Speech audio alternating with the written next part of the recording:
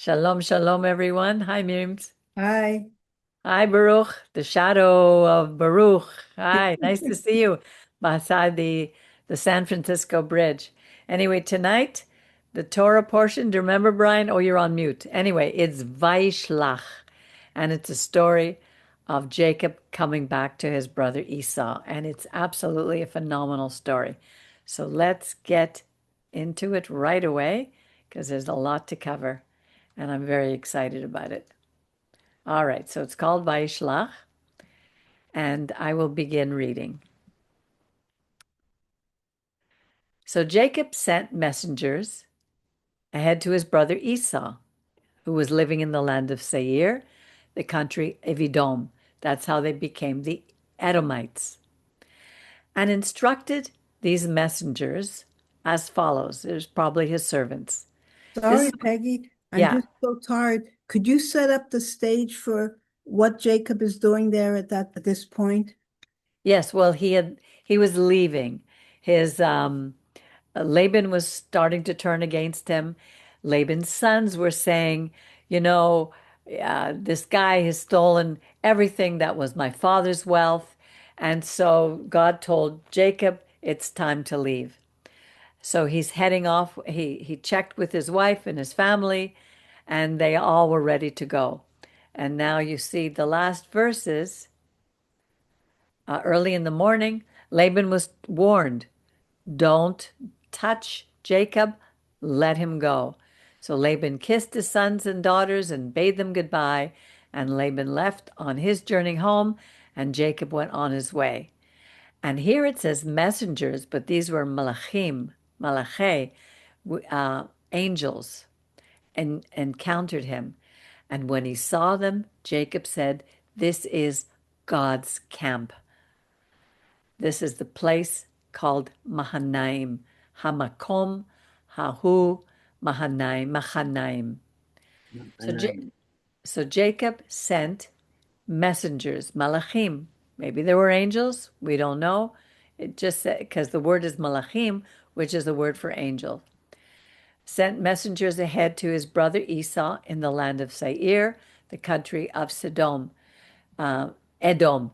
Could you, Brian, could you just put yourself on mute because you often have people coming into the room there Okay. and it makes noise. So this way, if you want to say something, just unmute yourself and then go back on mute if you don't mind, okay? So Jacob instructed these messengers as follows. This is what you're going to say to my lord Esau. This is your servant, thus says your servant Jacob. I remained with Laban until now. I have acquired cattle and donkeys and sheep and male and female slaves, and I'm sending this message to my Lord in the hope of gaining your favor. He's showing respect by calling him my Lord. The messengers, and it doesn't mean my God, it means it's like an honored title, like the lords and ladies of England. The messengers returned to Jacob, saying, we came to your brother Esau, and he's coming to meet you. His Here it says his retinue, but the word are his people, number 400. So they could have been men and women together. It doesn't say they were, here it says imo, people. So Jacob was greatly frightened.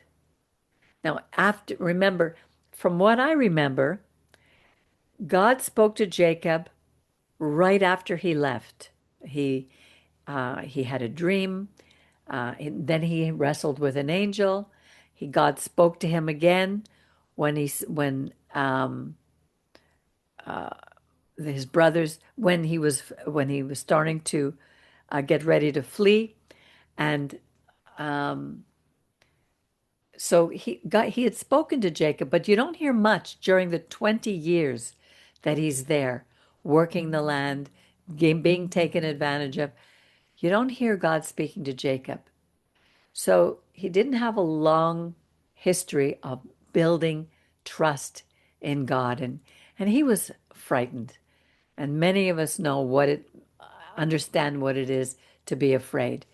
And in his anxiety, so we see that he's anxious, he's afraid, he's worried. So what is the first thing that he does? He doesn't cower under his fear. He gets to work.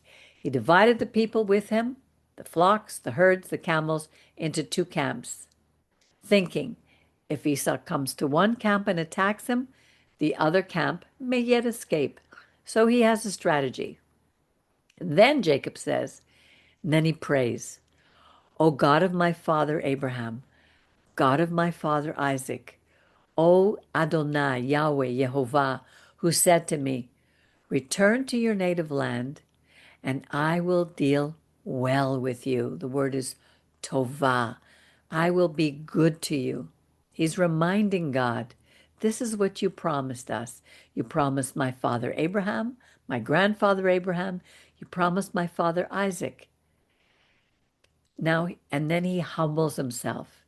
He doesn't get himself all proud. Look, you promised these things to me. What he says is, I am unworthy of all the kindness that you have so steadfastly shown your servant. With my staff alone I crossed this Jordan. Remember, he came over with only his staff. He had nothing. And now he has grown, and he has two camps.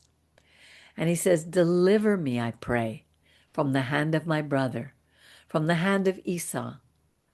For I fear he may come and strike me down, mothers and children alike. You see, his fear was based in something that he remembered when Rivka told him, you better get out of here because he's going to kill you. So it's not that he was afraid of nothing. He was really afraid. He hadn't spoken to his brother in 20 years, so he doesn't know if anything had changed. And I sent everybody today, I don't know if you listened, I sent this song, the song that comes from this very verse. Katonti mikol asadim umikol haemet asher asita et avdecha. That comes from here. It's such a beautiful song. Oh my God, I was listening to it this morning. And when you know the heart of Jacob, listening to it, and how many of us go through times of fear, and all we can say is, God, we're not worthy of your kindness, of all the things, but I pray that you will deliver us from whatever trials, whatever situations we find ourselves in. And he reminds God, yet you have said, I will deal well with you, I will be good to you, and make your offspring as the sand of the sea, which are too numerous to count. Because he's afraid that Esau's going to kill him. So he's reminding him, you said I was going to have descendants, which means I'm going to be alive. He's reminding himself of God's promise. So after spending the night there, he selected from what was at hand presents for his brother Esau. There's another part of his strategy. He gets gifts together. He wants to show his brother that he is now grown up. He's a man. He's going to deal properly with his brother. He's going to repay him for all the things that he took from him. He took a double inheritance from his brother. He deceived him, and then he was deceived by his uncle Laban. So he'd learned his lesson. So he took 200 female goats, 20 male goats, 200 ewes, 20 ram. These are big flocks. 30 milk camels with their colts, 40 cows and 10 bulls, 20 donkeys, male and 10 female. 20 females and 10 male donkeys. And these, he told his servants, he put them in charge of his servants, drove by drove. Imagine all these animals being sent out ahead of him. He told his servants, go on ahead and keep a distance between the droves, always thinking ahead, strategizing. It's not that when we're in trouble, it's not that we blindly trust in God for everything. Like I trust in God, so I'm going to close my eyes. I'm going to walk across the street on the red light because God is with me. No, we strategize, we plan, we make sure we know our enemy, we bring gifts, we do something. We just don't sit back. He instructed the one in front as follows: When my brother Esau meets you and asks you, who is your master? Where are you going? Whose animals are these ahead of you? He knew that Esau was going to ask all these things. This is what you're going to answer. These belong to your servant Jacob, and they are a gift sent to my lord Esau. And Jacob himself is right behind us. And he gave similar instructions to the second drove, so he didn't send them all at once. He sent them in two batches. And the third, and all the others who followed the droves, namely, thus and so shall you say to Esau when you reach him. So see what he has done, how he's planned ahead. And you shall add, and your servant Jacob himself is right behind us. For he reasons, if I propitiate him, let's see what it says here for propitiate. It says, if I gain or win his favor with presents in advance, and then face him, perhaps he will show me favor. So the gift went on ahead while he remained in camp that night. And that same night he arose. He took his 2 wives, 2 maidservants, his 11 sons, and crossed the ford of the Yavok. After taking them across the stream, he sent across all his possessions. And this line is so powerful. Jacob was left alone.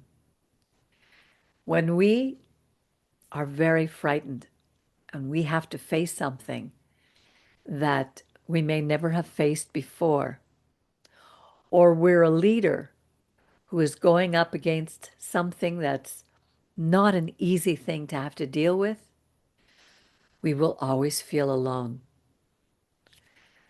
But then he's being reminded that he's not alone. And it says, a man, a figure, it says, what's the word? A divine agent. Could have been a divine, could have been a man, could have been in a dream, could have been an angel, wrestled with him until the break of dawn. I know that there's times when I'm struggling with something, and I'm telling you, I feel like I'm wrestling with myself all night long until I can figure out how I'm going to handle this situation. And you know, even though, I mean, it's a big even though, I mean, God is with us and he hears us, he knows us. But ultimately, we are alone in our wrestling. And it's really special when you know that God is hearing you and with you, but really we are wrestling alone, Yes, you know. absolutely. Nobody can get inside our head except God. Exactly. And that's the power of these stories in the Torah. Because our situations today are very different than the situations back then. But the principles are the same. And we can learn from their stories. They give us tools on how to strategize, on what to do, on how to build faith and how to build trust today in whatever situations we're going through. That's what we have over them because they are our forerunners. They didn't have that, but we today can read these and learn from them so that we don't have to go through exactly what they went through in the same way. When we learn from our elders, we amass wisdom. When he saw that he had not prevailed against him, this is the man or the angel, he wrenched Jacob's hip at its socket, so that the socket of his hip was strained as he wrestled with him. And then he said, let me go, for dawn is breaking. But Jacob answered, I will not let you go unless you bless me. And the other man said, What is your name? And Jacob replied, Jacob. So he said, Your name shall no longer be Jacob, but Israel, for you have striven with the beings divine and human, and you have prevailed. How could this be? I mean, to me, it seems like it's an angel. How could all of this be coming from a man? How could a man say your name will now be changed? He's a messenger of God, it sounds like to me. It sounds like that to me too. Definitely sounds like that to me. But then again, we have prophets who spoke for God. Elisha was human, and yet his spirit had an extra connection with God more than most. Our prophets were like that. But in this case, it could have been in a dream. We don't know. But I think an angel visited him Yeah, and strove with him. But that's, we have the right to interpret things as we see them, whatever builds our strength, our faith. yeah. Jacob asked, Pray tell me your name. But he said, You must not ask my name. And he took leave of him there. I don't know why he he he says that, why he couldn't ask his name. I have no idea. Maybe he would have started to idolize him or something. Maybe worship him. It's very true. It's like he wasn't important. The Right. experience was what was important. So Jacob named the place Peniel, meaning I have seen a divine being face to face. Pe is well, that's mouth. Peniel. Let me see what it says here. Understood as the face of God. I've seen the face of God, and yet my life has been preserved. So the sun rose upon him as he passed, and here it's called Penuel, limping on his hip. I don't know why it was changed from Peniel to Penuel. I'm sure the rabbis have many reasons, and if you want to go get more into it, you're very welcome to research it a little bit, but that's not what I'm doing here, what we are doing here. I Yeah, wanted, here it just said that he was I have wrestled with a divine being, did he say? And I lived. I've yes, seen a divine being face to face because no one could look at God and live. And right, that this could have been to me it's definitely something divine. yes, Yeah, definitely, anyway, it yes, seems like that to me. yeah, and to me too. That's why the children of Israel today do not eat the thigh muscle that is on the socket of the hip. That's called the filet mignon. Since Jacob's hip Oh, socket, that's the filet mignon. that's the filet mignon. That's what they Oh, say.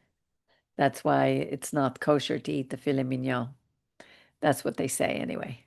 Since Jacob's hip socket was wrenched at the thigh muscle. If anyone knows different than that, they are free to say something. Looking up, Jacob saw Esau coming with a retinue, with a drove of 400 people. And he divided the children among Leah, Rachel, and the two maids. He put the maids and their children first, Leah and her children next, Rachel and Joseph last. You could see his favoritism.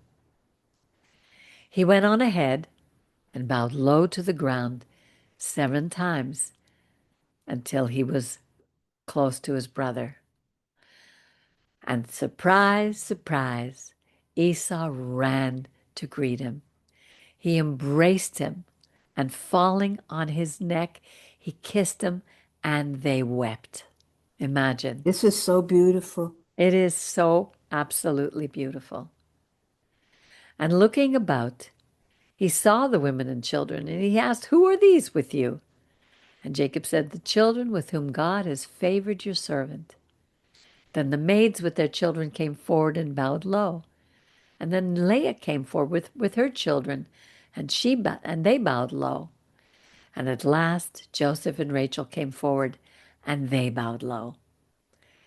And he asked, "What do you mean by all this company which I have met?" He answered, "To gain my Lord's favor." And Esau said, "I have enough, my brother. Take back let what you have remain yours." But Jacob says, "No, I beg you." He he needed to make, this is Torah. He needed to make things right. "Please do me this favor. Accept from me this gift. For to see your face is like seeing the face of God." This is pure grace, pure mercy, that you have received me favorably. "Please accept my gift, which has been brought to you. For God has favored me, and I have plenty." And when he urged him, he accepted. You know, sometimes we want to give somebody a gift, and they say, "No, no, no, no, keep it." And we take it back. That's not what we need to do. If you give a gift, as soon as it's in your hand ready to give, it's no longer yours. You give it. And Esau said, "Let us start on our journey, and I will proceed at your pace." But Jacob said to him, he still doesn't completely trust Esau. He knows the nature of the beast. "My Lord knows that the children are frail, and that the flock and the herds which are nursing, I care about them. And if they're driven hard in a single day, all the flocks will die. Well, let my Lord go ahead of his servant." He had to deal with this spirit of Lavan, and he knew his brother Esau had that same spirit. "Let my Lord go on ahead of his servant, while I travel slowly at the pace of the cattle before me, and at the pace of the children, and I'll come to you, my Lord, in Seir." Then Esau said, "You know what? Let me leave here with you. Some of the people are with me." But Jacob said, "Oh, no, my Lord, don't. That's too kind." So Esau started back that day on his way to Seir. But Jacob journeyed on to Sukkot, and he built a house for himself, and he made stalls for his cattle. He made Sukkot. These are the booths that we see. That's why the place is called Sukkot. And Jacob arrived safely in the city of Shechem, which is in the land of Canaan, having come thus from Padan Aram, and he had camped before the city. The parcel of land where he pitched his tent, he purchased from a relative of Hamor, Shechem's father, for 100 kesitas. And he set up an altar there and called it El Elohei Israel. God is the God of Israel. But Dinah, the daughter whom Leah had borne to Jacob, she went out to visit the daughters of the land. Shechem, son of Hamor the Hivite, the Hivi, who was the chief of the country, saw her. He lusted after her. He took her. He laid with her, and he disgraced her. It doesn't say here whether she agreed or not, whether she yelled out or not, but he did something he shouldn't have done. What was she doing alone?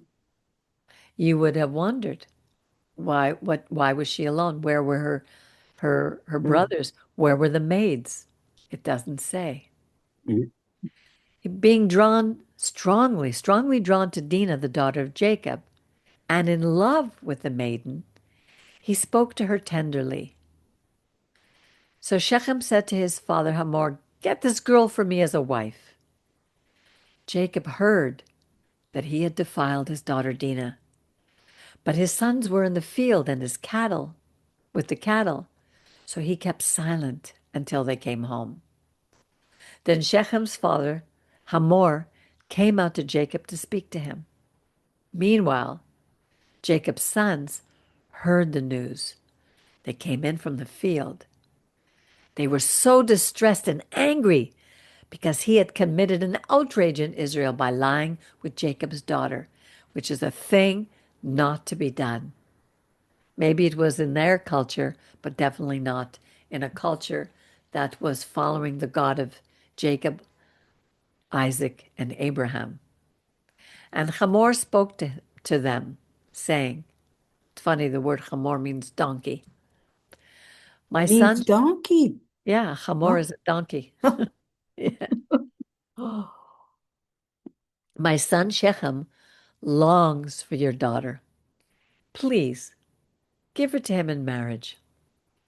Intermarry with us. Give your daughters to us. Take our daughters for yourself. This is perfect for them. These people were wealthy. Of course, he would want them. You will dwell among us, and your land will be open before you. Settle, move about, acquire holdings in it. Then Shechem said to her father and brothers, do me this favor. I will pay you whatever you tell me. Ask of me a bride price ever so high, as well as gifts, and I will pay what you tell me. Only give me the maiden for a wife. Jacob's sons answered Shechem and his daughter and his father Hamor, speaking with guile, because he had defiled their sister Dinah. And they said to them, we cannot do this thing, to give our sister to a man who is uncircumcised, for that is a disgrace among us. Only on this condition will we agree with you that you will become like us, in that every male among you is circumcised. Then we will give our daughters to you, and take your daughters to ourselves, and we will dwell among you and become as one kindred. But if you will not listen to us and become circumcised, we will take our daughter and go. These words pleased Hamor and Hamor's son Shechem. And the youth lost no time in doing the thing, for he wanted Jacob's daughter. Now he was the most respected in his father's house. So Hamor and his son Shechem went to the public place of their town and spoke to the town council, saying, listen, these people are our friends. Let them settle in the land. Move in about it, for the land is large enough for them. We will take their daughters to ourselves as wives, and give our daughters to them. But only on this condition will their people agree with us, those who represent them agree with us to dwell among us and be as one family. Then all our males must be circumcised as they are circumcised. But their cattle and their property and all their beasts will be ours, if only we agree to their terms, so that they will settle among us. Circumcision was not something that was unheard of in those days. The difference is that the covenant that Abraham made was that they would be circumcised on the 8th day. Not the case with these people. All his fellow townsmen heeded Hamor and his son Shechem, and all males, all his fellow townsmen, were circumcised. Now they knew well what they were going to do. They knew well the pain on the 3rd day.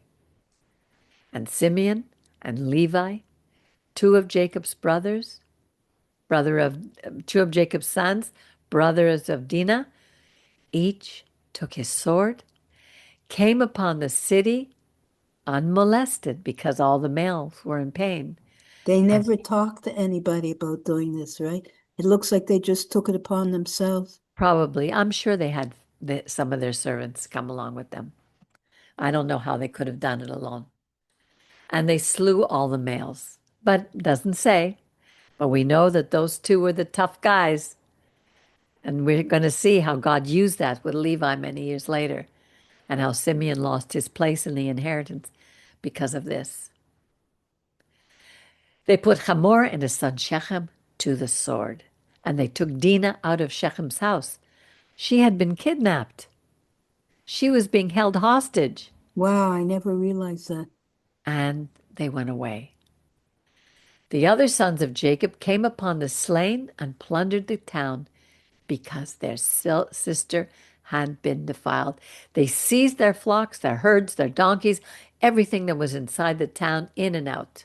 All their wealth, all their children and their wives, all that was in the houses, they took as captives and booty.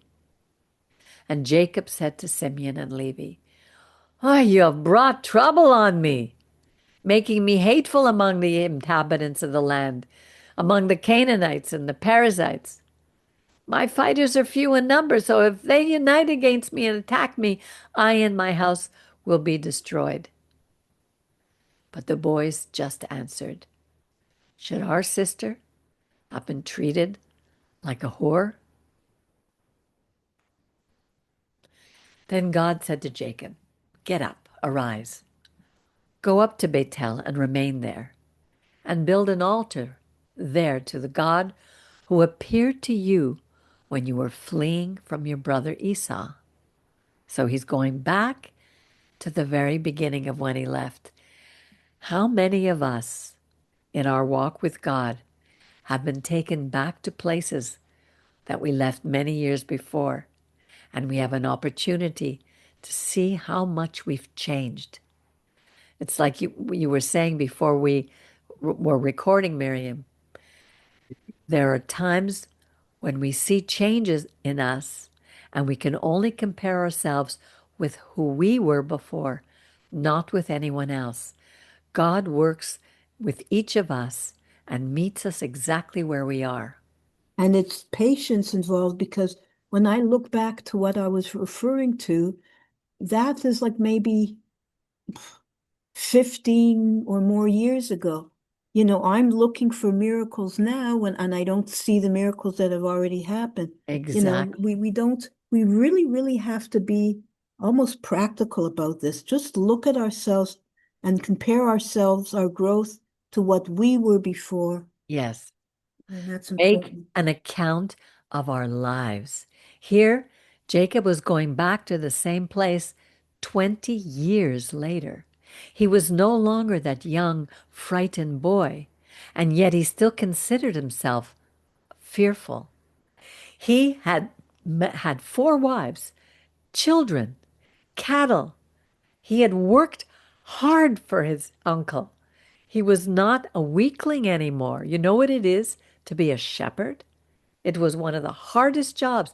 He worked very hard all those years, and he managed to and he had been slowly changed, and now he would have to face himself, come face to face, and he just wrestled with an angel, and he prevailed. So Jacob said to his household and to all who were with him, "Get rid of your alien gods in your midst. Purify yourselves and change your clothes." Jacob knew what it was like to hold on to those gods, and he was about to find out even more, because he didn't know that Rachel had stolen the gods of her father. These women were still pagan. They were holding on to their gods. And God tells us, leave all that behind. And these gods are so deeply entrenched in us. They're our paradigms. They are things that we believe that we have no business believing anymore. And we have many superstitions. And not only, it's part of these are superstitions like don't walk under a ladder, or don't let a black cat cross your path, or hold on to a rabbit's foot and it's going to bring you good luck, or put a horseshoe up on your wall because it's going to bring you good luck, or you say ftoof doo, poo poo poo. All these things that we've held from our ancestors. I'll cross my finger, hope to die. Knock on wood. All these superstitions have nothing to do with us. Come, let us go up to Bethel, and I will build an altar there to the God who answered me when I was in distress, and who has been with me wherever I have gone. Now he's acknowledging it. Now he's seeing all those little things. I watch that in my daily life, how God is with me every single moment of every single day. And I get shocks of joy, seeing, wow, look what he's doing for me. They gave to Jacob all the alien gods that they had and the rings that were in their ears. It's funny, I have tried to pierce my ears 3 times and they never remain pierced. I can't wear them anymore, That's interesting. isn't it? But I find it like, Jacob talked to the whole household. It's like when I hear these stories, Abraham, Isaac, Jacob, and And the it's stranger among us. yes, but I mean, it's so many years that this is. I mean, God called Abraham. Like, it's not just overnight. People say, I gave up, for example, some people, when they convert to another religion, I burnt all my books and I threw out all my. It doesn't Right. always happen that fast because No. inside, here it's years and years, and he Yeah. still had to turn to his household, which means many people, it's not just Yeah. one person. Yeah. Get rid of your gods. Exactly. Exactly. And Jacob buried them under the terebinth that was near Shechem. And that terebinth tree has come up over and over again in some of these past parashot that we've read. How the terebinth were the places where people did these pagan rituals. And here he's burying them under that tree, under those trees. As they set out, a terror from God fell upon the cities around them, so that they did not pursue the sons of Jacob. Isn't that amazing? This is definitely from God. This That is so amazing. I know. you know, it's beautiful. And our people need to read these things. We stand tall. We have an army, an IDF. All the soldiers will defend us. Here, we didn't have soldiers to defend us. God Himself did. A terror from God fell upon the city so that they didn't touch the sons of Jacob. Then Jacob came to Luz, which had been changed to Bethel, meaning the house of God, in the land I of think Canaan. lose, it's either in Arabic or I think it's light. Well, luz is a Spanish word for light. Oh, is it? Okay. Yeah, it means that in light, whether it is in Arabic or in, Well, similar. There's a sound. I forget what it is. okay, I don't know. Interesting. But it's in the land of Canaan. This is the land that God is giving and what He's promised to us. He and all the people are with him, and there he built an altar, and he named the site El Bethel. God is the house, God were the house of God. For it was there that God had been revealed to him when he was fleeing from his brother. And here's the next time we hear about Rebecca, because we hadn't heard about her when she told since she told Jacob to leave, and she had told Jacob, I will send for you when it's safe. And she never sent for him. But it speaks of Rebecca's nurse dying. We never hear anything about Rebecca dying because she had basically placed herself under a curse. She said, let the curse be upon me. We have to be so careful when we swear things, when we make an oath. Let us stop and think before we open our mouth to vow anything before our God. And Yeshua said that. Let your yes be yes and your no be no, for anything else comes from evil. So Deborah was buried under the oak below Bethel, and so it was named Alon Bakut. And God appeared again to Jacob on his arrival from Padan Aram. And God blessed him, saying to him, you, whose name is Jacob, you shall be called Jacob no more, but Israel shall be your name. So here he was confirming what the angel said, and so he was named Israel. And God said to him, I am El Shaddai. Be fertile and increase.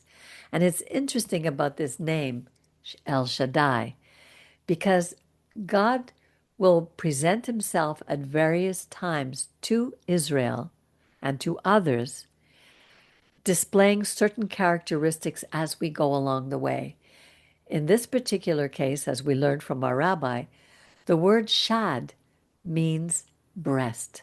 In other words, be fertile. I am going to have, you're going to have children, and I am going to breastfeed this new nation. I am going to nurture them as a young baby. I am going to take care of them as you increase. These are the characteristics of a nursing mother, right? That's going to be happening now. Later on, he will introduce himself as a god of war, but not now. A nation, yes, an assembly of nations shall descend from you. So not only one nation, but an assembly of nations are going to come from the loins of Abraham, Isaac, and Jacob. Kings shall issue from your loins.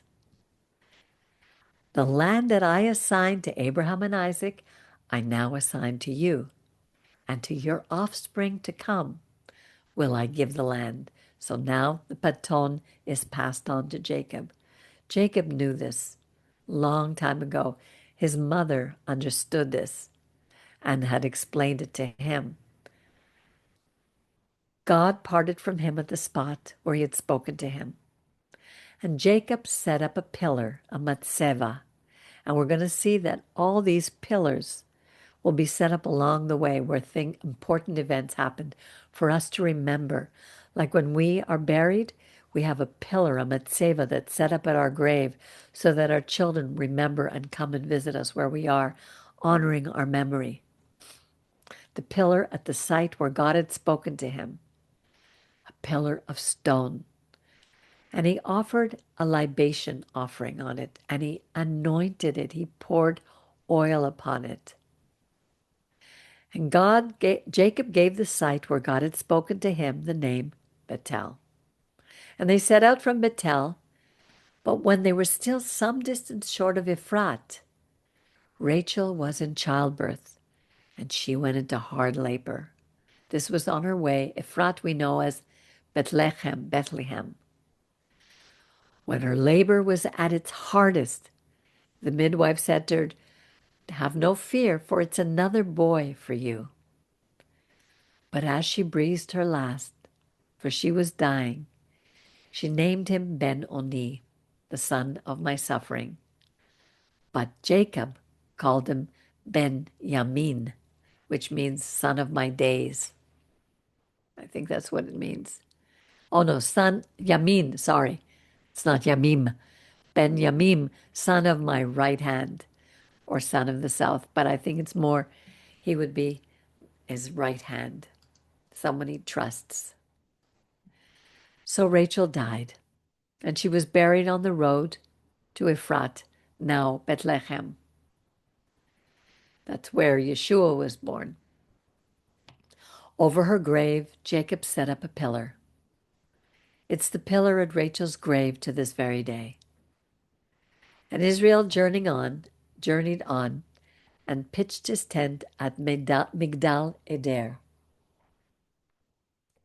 Now, Migdal Eder, I remember Migdal is a tower of Eder. There was something that I learned about this and I can't remember. Anyway, maybe I'll find it. While Israel stayed in that land, Reuben went and laid with Bilhah. Reuben was Jacob's first son, his father's concubine, and Israel found out. Now the sons of Jacob were 12 in number. The sons of Leah were Reuben, Jacob's firstborn. So now he's losing his firstborn rights. Simeon and Levi would be losing the next. They would have been next in line for the firstborn rights.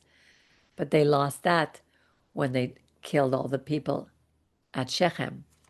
So it would fall to Judah, Yehudah, which means those who praise God.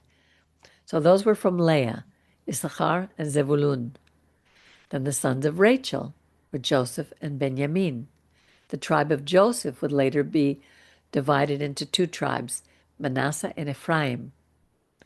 The sons of Bilhah, who were Rachel's maids, were Dan and Naphtali. The sons of Zilpah, who were Leah's maids, were Gad and Asher. These are the sons of Jacob, who were born to him in Padan Aram. And Jacob came to his father Isaac in Mamre at Kiriath Arba, which is now Hebron, where Abraham and Isaac had sojourned.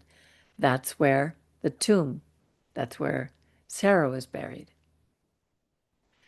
Isaac was 180 years old, 180, when he breathed his last and he died. He was gathered to his family, his kin, in a ripe old age, and he was buried by his sons Esau and Jacob. So we see here that Esau and Jacob remained friends. They both came to bury their father. And here Yeah, they put Esau's name first, like it's almost an honor that even though Jacob received a birthright, you see by his sons, usually we say Jacob and Esau. I don't know if that's means anything in this case or yeah, that's very good. That's very interesting. It's a good thing to notice because he was still first here.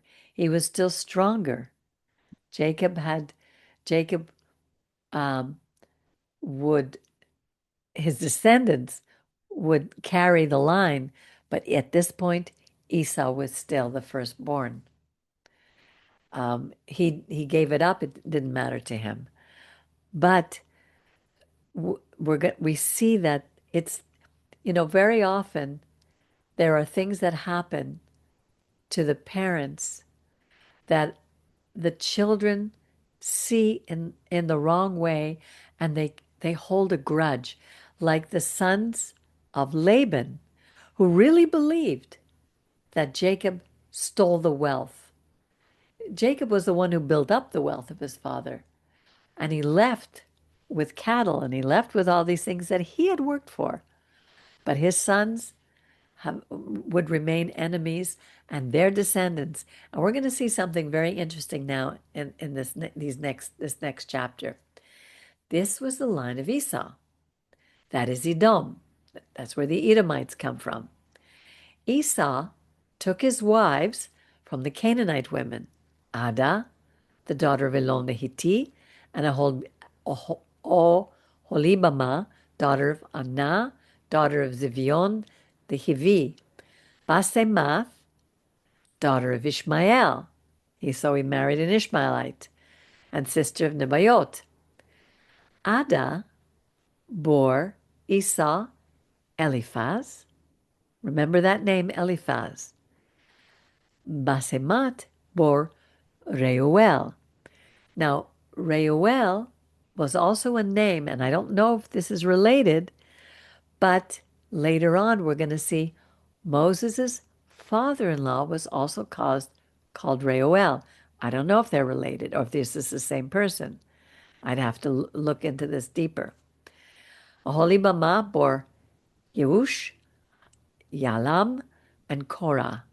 Those were the sons of Esau, who were born to him in the land of Canaan. Esau took his wives, his daughters, sons and daughters, and all the members of his household, and his cattle, and all his livestock, and all the property that he acquired in the land of Canaan, and he went to another land because of his brother Jacob. Look at this. Esau took everything. He left Canaan to his brother Jacob.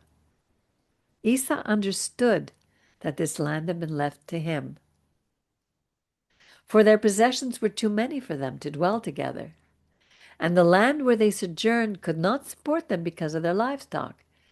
So Esau settled in the hill country of Seir, Esau being Edom. This then is the line of Esau, the ancestors of the Edomites in the hill country of Seir. These are the names of Esau's sons. Eliphaz, remember I told you, hold on to that.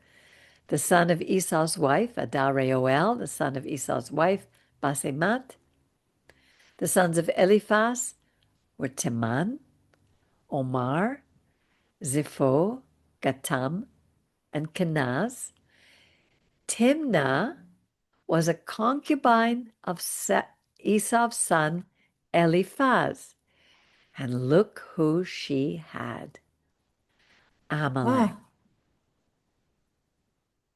Ah, Amalek was Eliphaz's son, who has been an enemy of Israel from the beginning. Amalek. Amalek, the Amalekites. These were the descendants of Esau's wife. So even though Jacob and Esau had made up, the wives had heard all kinds of stories. And the wives, these mothers, were not friendly to Jacob's offspring. These were the sons of Reuel, Nahat, Zerah, Shammah, Mizah. These were the descendants of Esau's wife, Basimat. These were the sons of Esau's wife, Aholibamah, daughter of Anah, daughter of Zibeon. She bore to Esau. All these names again. These are the sons. Okay, they're going to go again. And Amalek. Okay, I don't want to read all these names. They're just being repeated over and over again. There's a reason in the Torah for all these names, and we can spend ages trying to find where they're from, but not tonight. That's another story. But we see that they gave birth to many, many, many clans. And these many clans lived in the land of Seir and all over the Middle East. These are the kings who reigned in the land of Edom before any king reigned over the Israelites. So they considered themselves higher, better. They were the firstborn. Bela, Yohab, Husham, all these names. Here we see the Midianites are part of that. When Husham died, Hadad, son of Bedad, defeated the Midianites in the country of Moab, succeeded him as king. These names were ancient, very ancient. Okay, let me go down. Continue to read. You can read all these on your own. And it ends with, those are the clans of Edom, that is Esau, father of the Edomites, by their settlements in the land which they hold. And I would like to read something else to you. I would like to go to, hang on a second, let me find it first. Because the Haftorah portion this week is very interesting. Let me open it up. And it comes from, we have a prophet named Ovadia, named Obadiah. Okay? Can you see the screen? No. Doesn't change, no. This is Genesis 36. Okay, no. I'm going to stop the share and share it again. Here we go. I want you can see it now? Yeah. This is the Haftorah portion. Okay. So it says, the vision of Obadiah. Thus says the sovereign God about Edom. So that was the Torah portion. We're reading about the Edomites. We've heard a message from God, and an ambassador has been sent out among the nations. Get up, let's rise against her in battle. Behold, I make you least among the nations. You are greatly despised. Why? Your arrogant heart. Remember, they're descended from Esau. He was arrogant. His children were arrogant. His descendants were arrogant.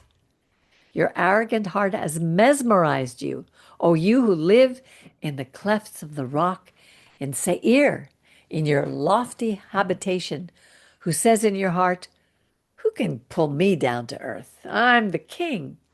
Though you make your nest as high as the eagle, and though you set it among the stars, I will cast you down from there, declares God. If thieves come to you, if robbers by night, how are you cut off? Would they not steal until they had enough? If grape gatherers came to you, would they not leave some gleanings? How Esau is searched out, how his hidden treasures are sought out. All your allies have led you to the border. The men who were at peace with you have betrayed you and prevailed against you. Those who ate your bread plant snares unto you. They have no discernment. Shall I not in that day, declares God, destroy the wise from Edom and discernment from the mount of Esau? This includes, remember, the descendants, Amalek.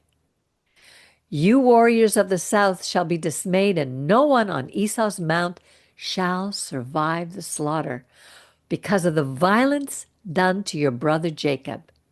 Shame shall engulf you, and you shall be cut off forever. See, Esau didn't do violence to Jacob, but the descendants did. Amalek did, right up to this past October 7th. And listen to what he says. Remember October the 7th and all the other times that they've kidnapped our people like Gilad Shalit.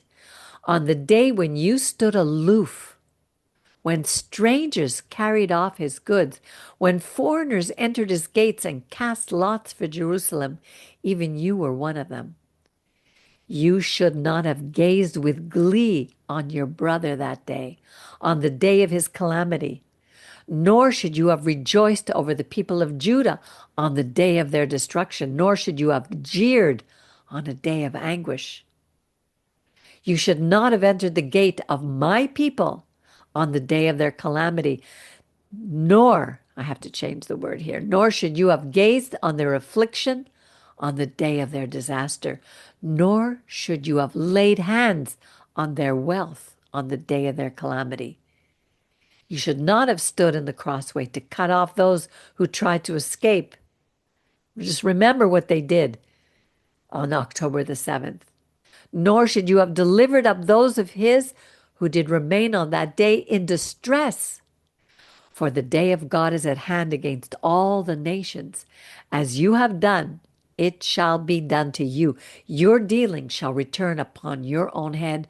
For as you have drunk upon my holy mountain, so shall all the nations drink forever. Yes, they shall drink and swallow, and on Mount Zion there shall a remnant who survive, and it shall be holy. And the house of Jacob shall acquire their possessions.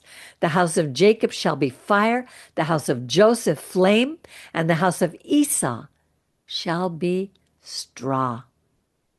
They shall burn it and devour it, and there shall be no survivor left of the house of Esau. For God has spoken.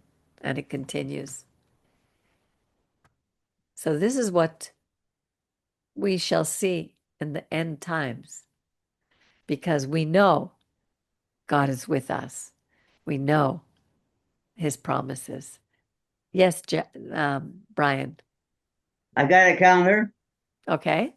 Only they only have the parashots in it. They don't have the half Torah things in it.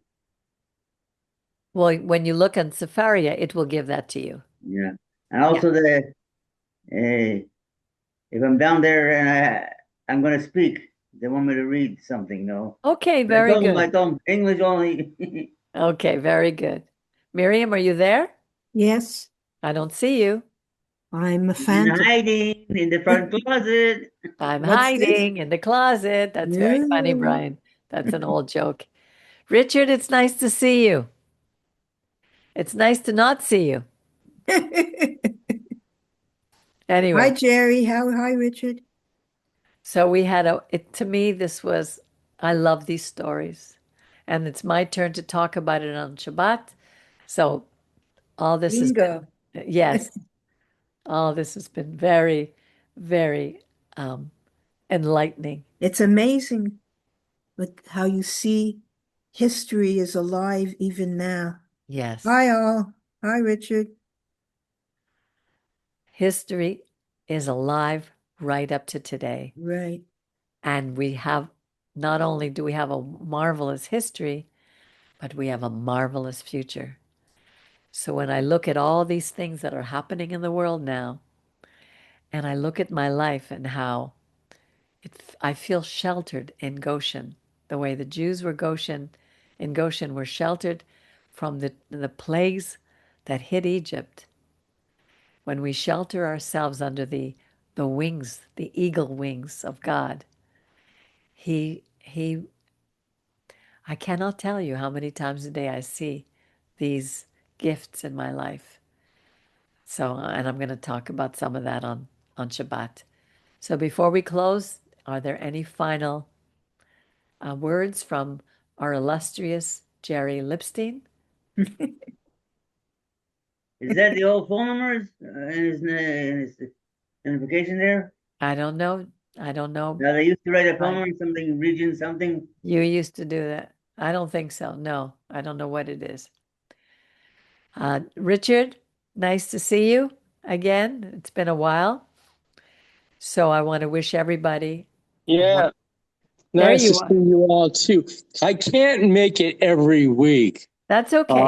That's okay. because there's like a time difference thing. It is an excuse, except I often just get lazy, so I have to admit that. That's okay. I'd rather you admit who you are so we don't have expectations and welcome you when we see you. But hopefully when you're not with us, you'll be listening because that's the most important thing.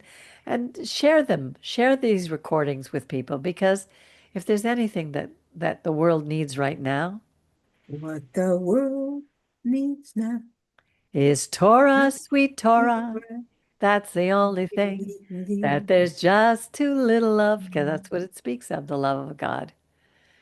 So, and I love that song, that We're background. Katonti.